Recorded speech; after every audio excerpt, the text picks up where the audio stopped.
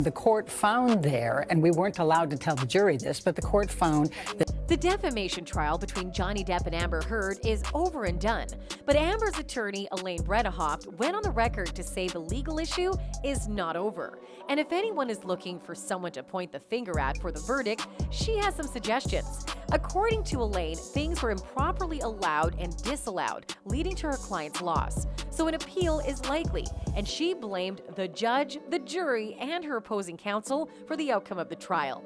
Throughout the trial, eagle-eyed fans noticed Elaine and Judge Penney weren't particularly best of friends, going by the judge's facial expressions when the lawyer was addressing the court. So do the two have a past history, or do they simply not like each other? Let's find out. While speaking to NBC Today after the verdict was read by Judge Penney, lawyer Elaine Bredehoft said she opposed cameras in the courtroom.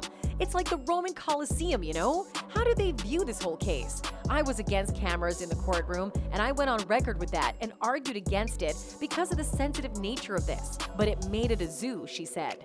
Every time Elaine approached the bench, Judge Penney appeared bemused by her requests, and anyone could see from the judge's facial expression. Elaine and the judge fell out even before the hearing commenced. Lawyers for the Aquaman actress had asked Judge Penney to dismiss the suit after Depp's lawyers rested their case in Fairfax County Circuit Court, Virginia. Elaine had co-argued that Depp had failed to prove he was defamed by a December 2018 opinion piece published in the Washington Post, in which Amber described herself as a public figure representing domestic abuse. The court should grant the motion to strike because the undisputed evidence is that he did, in fact, abuse Amber, said Amber's lawyer Ben Rottenborn. In response, Benjamin Chu, Depp's lead lawyer, said the jury had a wealth of evidence to conclude that the Justice League star falsely accused Depp of abuse. Judge Penney said the standard for dismissing a case at that point in the trial was exceedingly high, and that the case would be allowed to go ahead if Depp provided even a scintilla of evidence backing up his claims. The judge not only allowed the case to continue, but also allowed the use of cameras inside the courtroom, making it a double tragedy for Elaine. That decision to allow cameras came from the judge, a former Marine who some observers called a purist for how clean she kept the court record. According to legal commentators, the judge anticipated the public demands for details would create a circus around the trial. She said allowing cameras in the courtroom would make the courthouse safer. Her hope was fewer people would try to attend in person if they could watch a stream. Furthermore, the courtroom is generally kept open to the public in civil matters in Virginia, where Depp sued. Ideally, those observers help keep court processes honest and hold judges accountable when needed. But cameras weren't Elaine's only complaint. She mentioned suppression of further proof, and Judge Penney oversaw the admission of evidence according to a state code, thus creating further rift between the two. The lawyer suggested the judge disallowed evidence that helped Amber win in the United Kingdom, where she was a witness for The Sun. We had an enormous amount of evidence that was suppressed in this case that was in the UK case, she stated.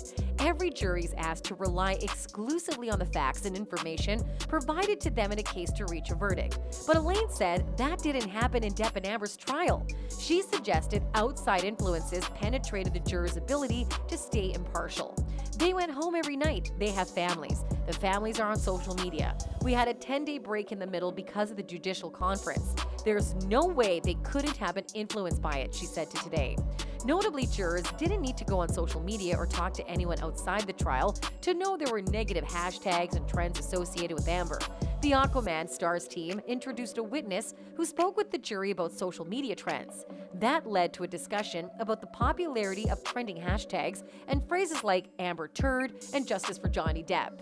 Today host Savannah Guthrie asked Elaine about the possibility the jurors didn't believe the case presented by Amber's side, but she continued to blame other circumstances for the loss. In one statement, the lawyer suggested Depp's legal team and the judge kept the jury from making a clear-minded decision.